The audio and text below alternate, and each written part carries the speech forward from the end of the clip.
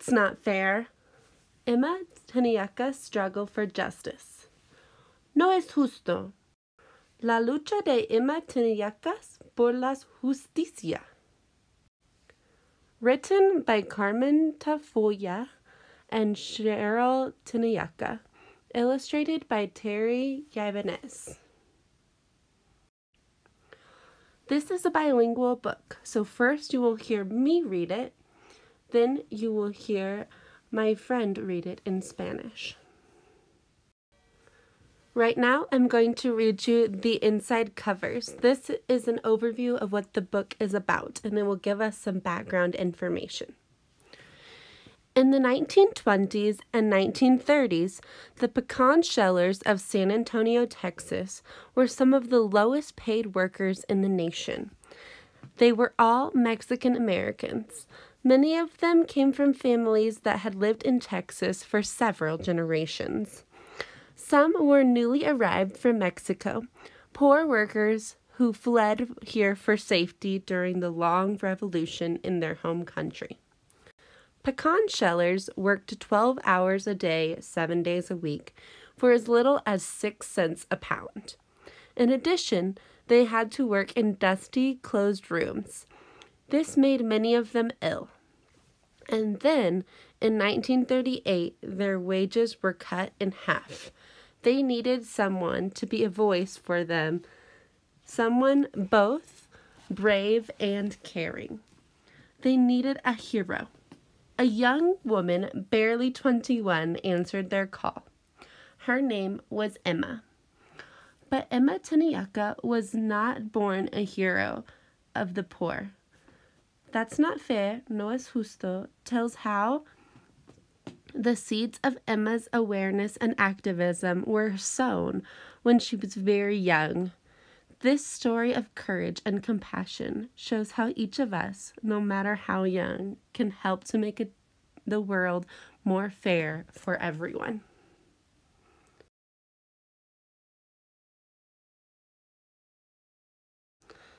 This is the dedication page. Here you can see the dedication from the author, Carmen Tafoya. It says, To Emma, Sojourner, Cesar, Maria, Ernesto, y a todos los que, como ellos, luchan por la justicia.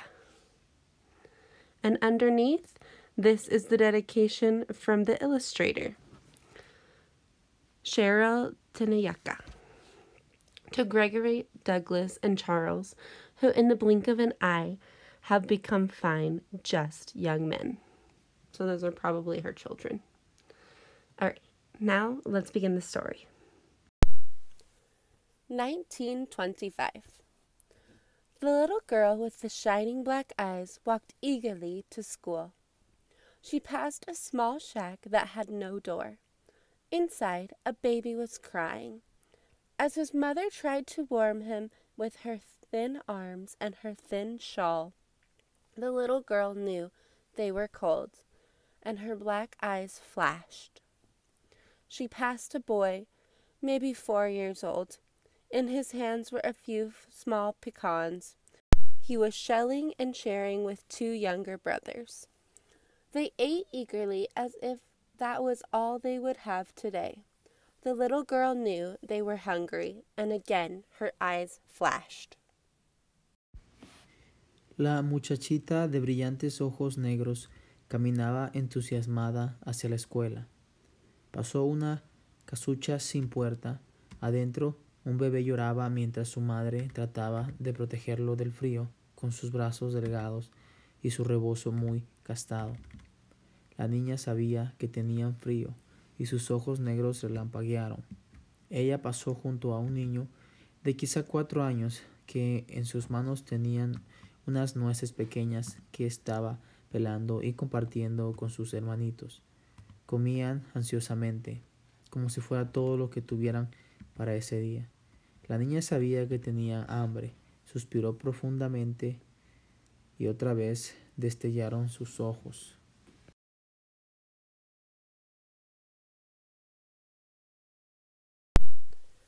When she arrived at school, her teacher announced happily, "Emma, look!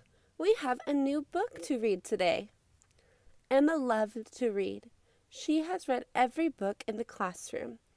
But even as she pored over the new book, she kept remembering the children she had seen that morning. Cuando llegó a la escuela, su maestra anunció: Mira, Emma, tenemos un libro nuevo para leer hoy. A Emma le encantaba leer. Había leído todos los libros que había en el salón de clases. Pero aún, mientras leía el nuevo libro, no podía dejar de pensar en los niños que había visto por la mañana. After school, she took the new book home and read it again and again. She sat on the front porch reading. Maria, a neighbor about her age, peeked over and asked, "What are you doing?" "I'm reading a wonderful story. Would you like to read it too?" Después de las clases, se llevó el libro nuevo a su casa y lo leyó otra vez y otra. Se encontraba sentada en la veranda de su casa, cuando María, una vecinita de su edad, se asomó y le preguntó: ¿Qué haces? Estoy leyendo un cuento maravilloso. ¿Quieres leerlo?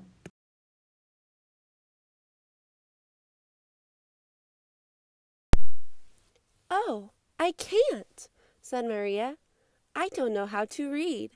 Last year I was starting to learn the letters, but then the weather began to warm, and the flowers began to bloom, and my family had to go far away to pick onions.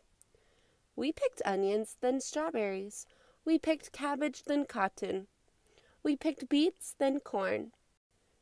By the time we came back, school had ended, summer had passed, and school had started again."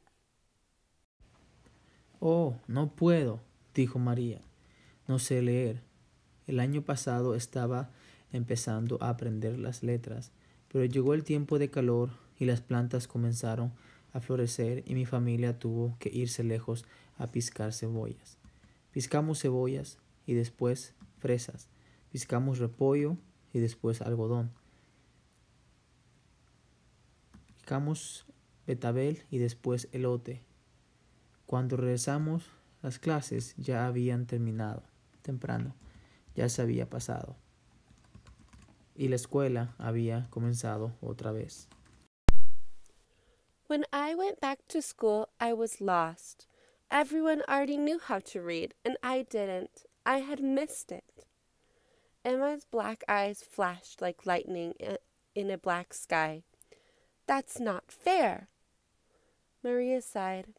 "Now I'm so far behind, I'll never learn to read." Emma grew very quiet, and the little girl's words stayed inside her for a long time. Cuando regresé a la escuela me sentí perdida. Ya todos sabían leer y yo no. Había perdido la oportunidad de aprender. Los ojos de Emma brillaron como relámpagos en un cielo de noche oscura. «Eso no es justo», murmuró. María suspiró y dijo: «Ahora estoy tan atrasada que nunca aprenderé a leer». Emma se quedó muy callada y las palabras de la muchachita se le quedaron dentro por mucho tiempo.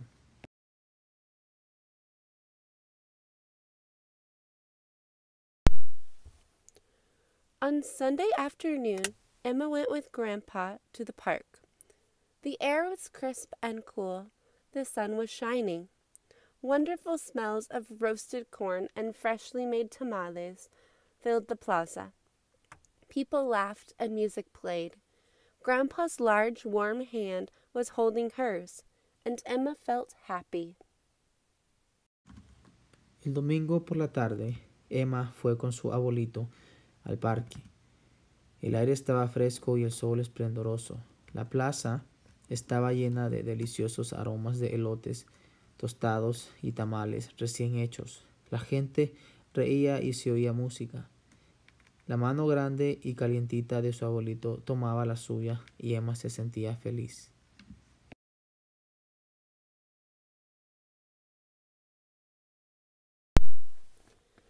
But in the corner of the park, people were quiet. listening to a man speak.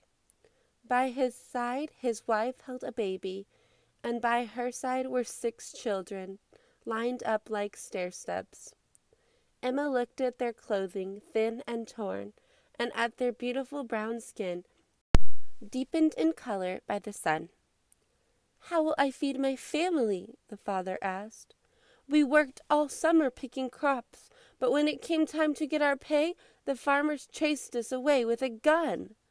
Now we have no food and no place to stay." Grandpa saw a flash of lightning in Emma's eyes as she whispered, "But it's not fair, Grandpa." Pero en un rincón del parque la gente estaba callada, escuchando hablar a un hombre. Junto a él, su mujer cargaba un bebé y a su lado estaban 6 niños parados como si fueran escalofcitos. Emma observó su ropa desgarrada y su linda piel morena, quemada por el sol.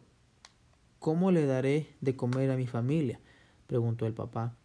Trabajamos todo el verano piscando, pero a la hora de recibir el pago el dueño nos corrió con una escopeta. Ahora no tenemos ni casa ni comida. El abuelito vio en los ojos de Emma un relámpago, mientras ella susurraba, "Pero eso no es justo, abuelito". That night, Grandpa poured a cup of frothy hot chocolate for Emma.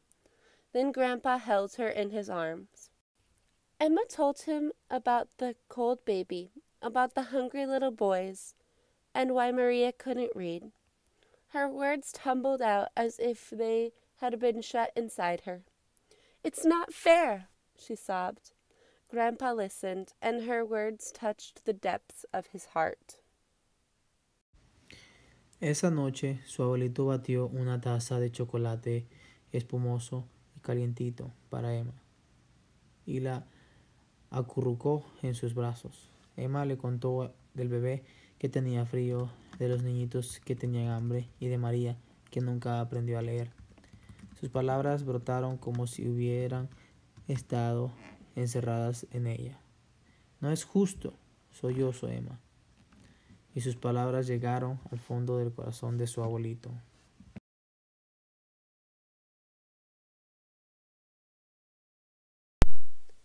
The next day, Emma and Grandpa went for a walk.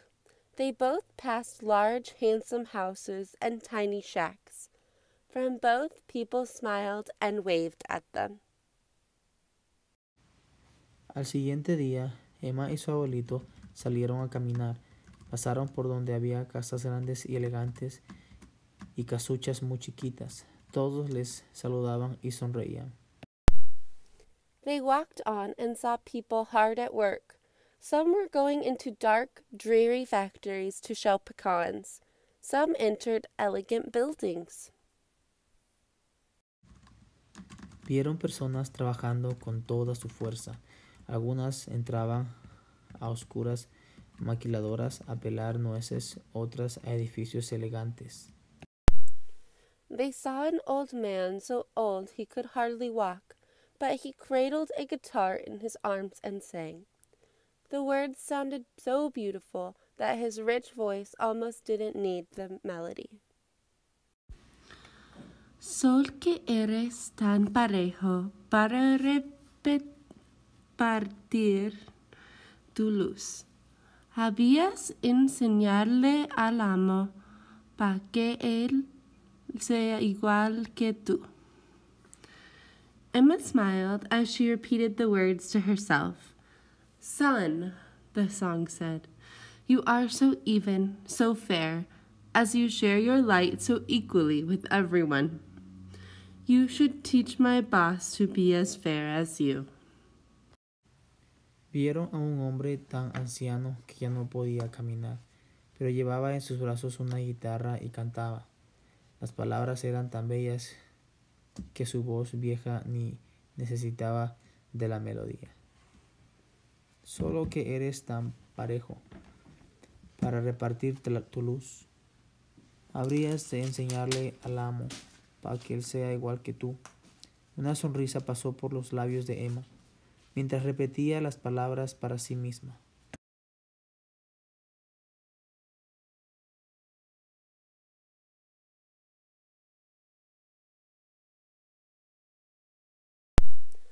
After the walk, Emma was still humming the song. Again, Grandpa poured hot chocolate into Emma's favorite cup. As she drank the soothing cinnamon chocolate, Grandpa said, "Sometimes things are not fair, but still each one of us can usually do something about it, even if it's just a little thing." Emma asked, "Like when we gave the man in the park our ice cream money? Maybe he bought milk for the baby. Or the other day when you took me with you to vote for laws to make things fair?" Grandpa nodded. "And the old man, he helped too," said Emma, "by singing a song with the right words to make people understand." Después de la caminata, Emma todavía tatareaba la canción otra vez. Su abuelito le sirvió chocolate en su taza favorita. Mientras ella lo bebía, él dijo, a veces las cosas no son justas, pero cada uno de nosotros puede hacer algo para ayudar, aunque sea una cosa pequeña. Como cuando le dimos el dinero para comprar nuestros helados al señor en el parque. Quizá pudo comprar leche para el bebé, comentó Emma. O como el otro día cuando me llevaste contigo para votar por leyes justas. Su abuelito afirmó con la cabeza. Y el viejito, él también ayudó, añadió Emma, cantando las palabras adecuadas que ayudarían a que la gente comprendiera su situación.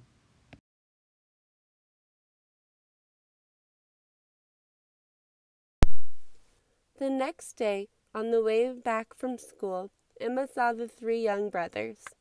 "Here," she said, and she handed them an apple from her lunch sack. But she knew it was just one apple. They would finish it before she was around the corner. Then Emma saw the young mother with the thin shawl. "Here," she said, handing her brand new blue sweater to the mother. "It's for the baby." But she knew that it was just one sweater. It might only last through a winter or two. Al siguiente día, al regresar de la escuela, Emma vio a los tres hermanitos. Tengan, les dijo, ofreciéndoles una manzana de su lonchera, pero era solo una manzana y pensó que se la acabaría antes de que ella diera vuelta en la esquina. Después vio a la madre del rebozo, muy gastado. Tenga, le dijo, dándole su suéter azul nuevecito. Es para el bebé. Pero sabía que era solo un suéter, sabía que no duraría muchos inviernos.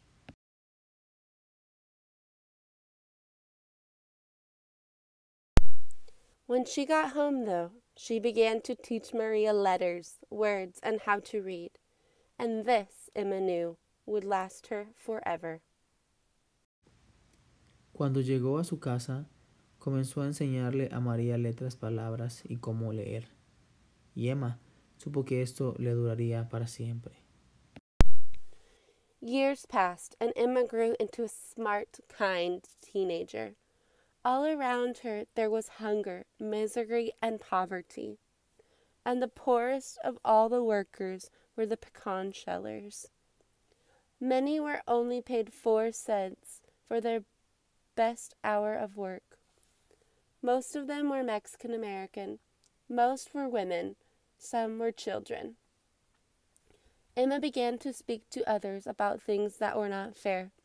She spoke in public parks and in markets where the farmers sold their vegetables. She even spoke on the steps of City Hall. When she spoke to the people, her dark eyes flashed, and her voice was full of courage and caring. The people listened, and her words touched their hearts, sparking hope as bright as lightning in the dark night sky. Pasaron los años y Emma llegó a ser una adolescente inteligente y cariñosa. Por todos lados veía hambre y miseria, y de todos los obreros, los más pobres eran los peladores de nuez.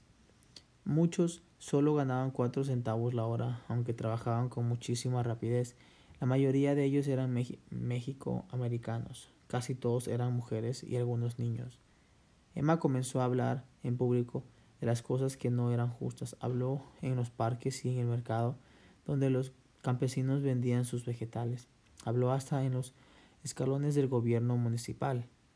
Cuando decía sus discursos, sus ojos oscuros resplandecían y su voz estaba llena de valentía y de compasión. La gente la escuchaba y sus palabras prendían en el corazón del pueblo una chispa de esperanza tan clara como un relámpago en una noche oscura.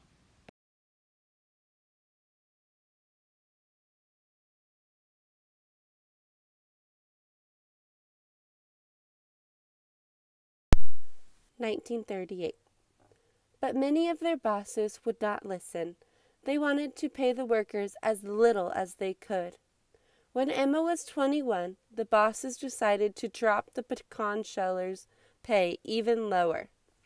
Now they could barely make 3 cents for an hour of work. The workers feared that their children would starve to death. Emma was angry. She saw so many people go to work when it was still dark and not come home again until late at night. Many worked so many hours that they were coughing and sick, and still they did not earn enough to feed their children. She saw owners work 1 or 2 hours a day. They had so much money they could throw away elegant clothing they had used only once, or throw away food that the workers wished they could give their children. Pero muchos de los dueños no escucharían.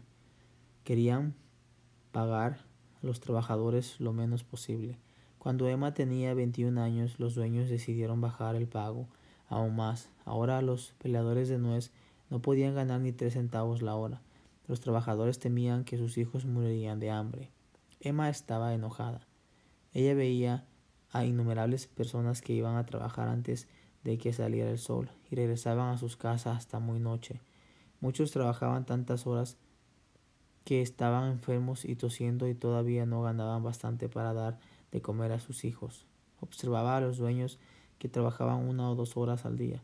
Ellos tenían tanto dinero que tiraban ropa cara después de usarla una vez o desperdiciaban comida que los nueceros hubieran querido dar a los hijos. She spoke to the owners, begging them to think of the workers. One owner laughed. "What does it matter that they are poor?" he said. "They are Mexicans." Emma knew that was not fair. When the pecan shellers asked her for their help, she knew just what to do. Emma habló con los dueños, rogándoles que pensaran en los trabajadores. Uno de ellos se rió. ¿Qué importa que sean pobres?, dijo, son mexicanos. Ella sabía que eso no era justo. Cuando los peladores de nuez le pidieron ayuda, ella ya sabía qué hacer.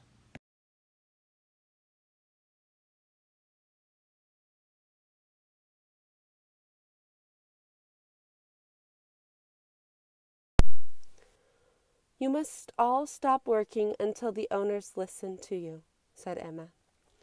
"We will make a soup kitchen to feed your families. If we all help each other, we can win." "No one will listen to you," some of the people said, laughing at her. But 12,000 pecan shellers listened.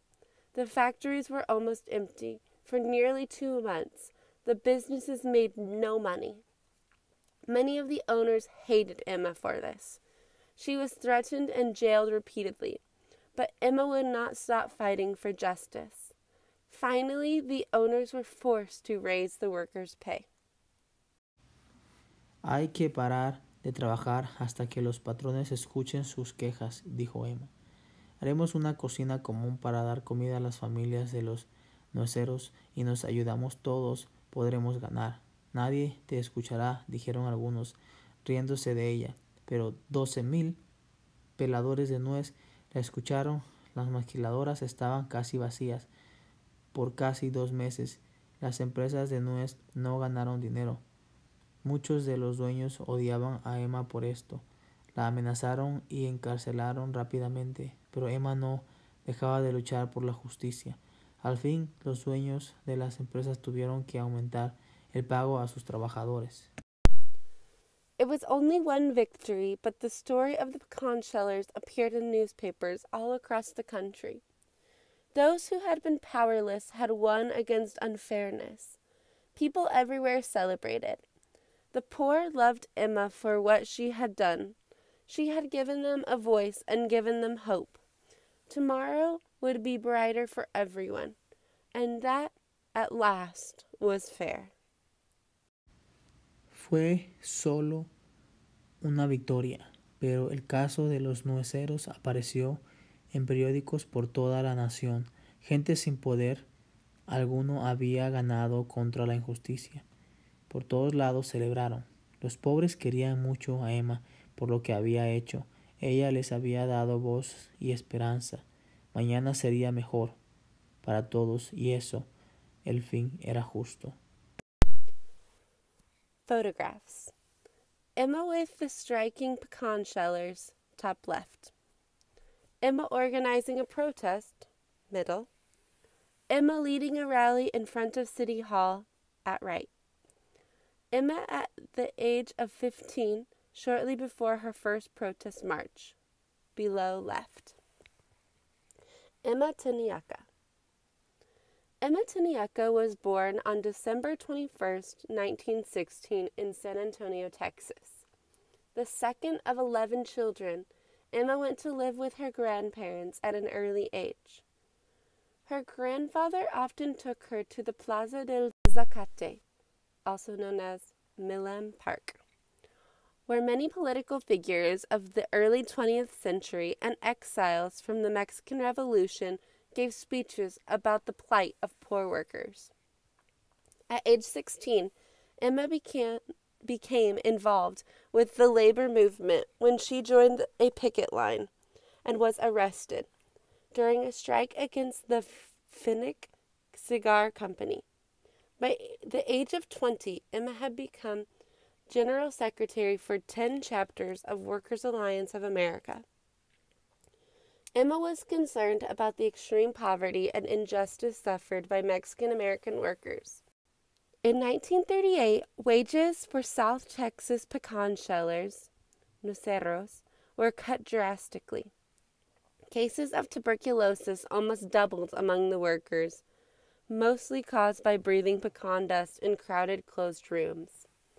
Highly respected for her powerful speeches and her negotiation skills, the workers asked Emma to represent him. Thus, at age 21, she led the city's 12,000 pecan shellers in a demand for decent wages and better conditions. At several points, well over 8,000 workers actively joined the strike, despite their starvation-level poverty. Emma was jailed many times and denied work because of her fierce defense of the poor. Always controversial, she was forced to leave San Antonio to get a job where she was less well known. She worked many years, saved money, and put herself through college in San Francisco, California. 20 years later, she returned to San Antonio, earned a master's degree, and became a reading teacher for migrant children. Emma died in 1999, leaving behind a large extended family, many who loved her and learned from her, and a legacy for social change and commitment to justice. This book was written by Emma's niece, Miss Cheryl Tanyaka, and Emma's friend, Dr. Carmen Tafola, in her memory. The song sung by the old man in the story is a traditional song of migrant farm workers. In the year 1985, it was recorded on the album Canciones de mi Patria by Linda Ronstadt.